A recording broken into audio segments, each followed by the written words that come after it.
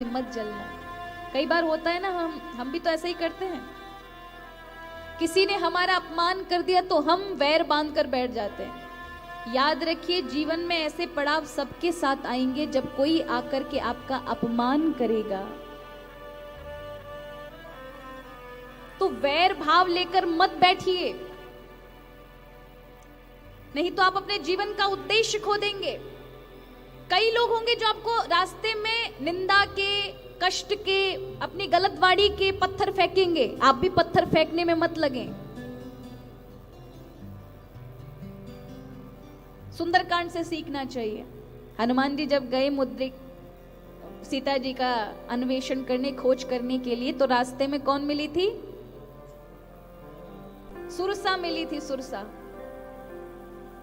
बड़ी समुद्र में रहने वाली राक्षसी। हनुमान जी को खाने का विचार किया तो हनुमान जी ने उससे दुगना रूप बना लिया। तो त्रिजटा हनुमान जी से और 4 गुना बढ़ गई। हनुमान जी ने उससे 8 गुना रूप बना लिया तो वो 12 गुना बन गई।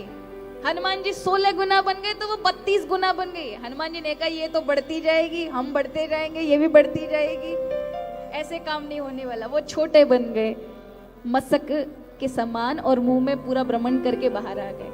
अर्थ क्या है? रास्ते में कोई भी जीवन के इस पड़ाव में कभी भी आपके साथ कोई अपमान के पत्थर फेंके तो आप ये मत सोचो इसने एक फेंका हम डबल लेकर आ रहे हैं, इसने एक फेंका हम 2 मारेंगे। तो आप चुप, आप ये मत सोचिए कि आपने 2 मारे तो वहां से कुछ नहीं आएगा, वहां से 4 आएंगे लौट करके। आप यहां से 6 फेंकोगे, वो वहां से 12 फेंकेगा, और ये चलता रहेगा।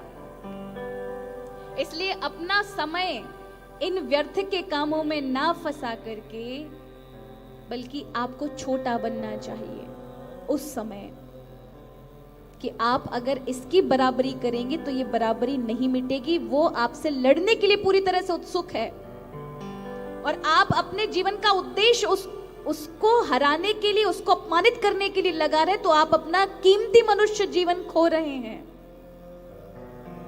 उस व्यक्ति का कुछ नहीं है, वो तो प्रारब्धवश सामने खड़ा हो गया है आपको हराने के लिए, आपको कष्ट देने के लिए,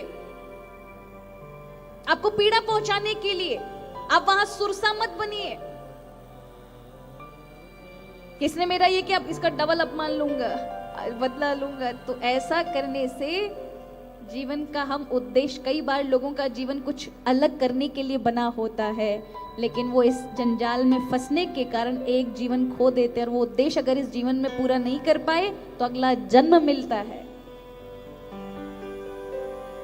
फिर से उद्देश्य में वही यात्रा चालू हो जाएगी। क्यों खोना?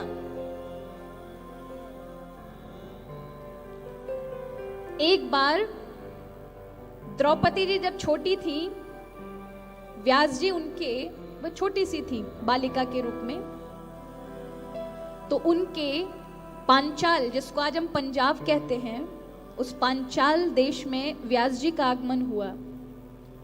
व्यास जी आए। अब व्यास जी तो भगवान का स्वरूप है, 24 अवतारों में व्यास भगवान का स्वरूप कहा गया है। तो व्यास जी के दर्शन करने के लिए पूरी राज्य दौड़ा।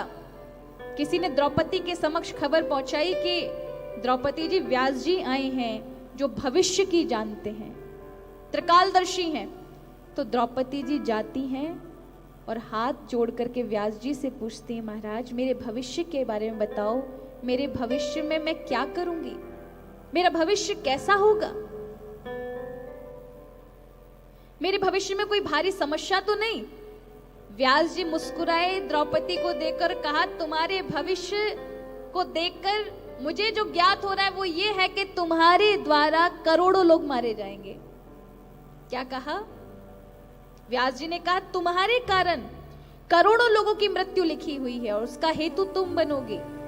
तब तो द्रौपदी जी चरणों में पड़ गई, महाराज इतनी बड़ी हिंसा मेरे द्वारा, क्या ये मिट नहीं सकती? व्यास जी ने कहा, जो होनी होती हैं वो कभी मिटती नहीं है, लेकिन तुम यदि खुद से संयमित रहो, विवेकशील रहो, तो ये होनी नहीं होगी।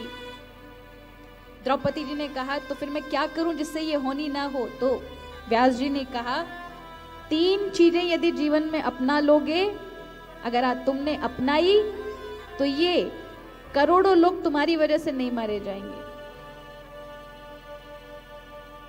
द्रौपदी ने कहा 3 चीजें। कौन सी 3 चीजें? अब ये 3 चीजें हम सब पर भी लागू है, सिर्फ द्रौपदी पे नहीं है महाराज, हम सब पर लागू होती हैं। ये 3 चीजें जिसके जीवन में होगी उसके जीवन में कभी हिंसा और ये सब चीजें नहीं होंगी। वो 3 चीजें क्या हैं? पहला, कभी किसी का अपमान मत करो। पहला कौन सा है? कभी किसी का अपमान मत करो। अगर किसी ने अपमान कर दिया तो वहां क्रोध मत करो, और कदनचित किसी ने अपमान कर दिया, क्रोध भी आ गया तो बदला मत लेना। क्या मत लेना? बदले की भावना से मत खड़े हो जाना, तो ये युद्ध नहीं होगा। पर हम करते ही ऐसा ही है महाराज, किसी ने अपमान कर दिया डंडा लेके पहुंच जाएंगे, फिर युद्ध झगड़ा बढ़ता ही चला जाता है।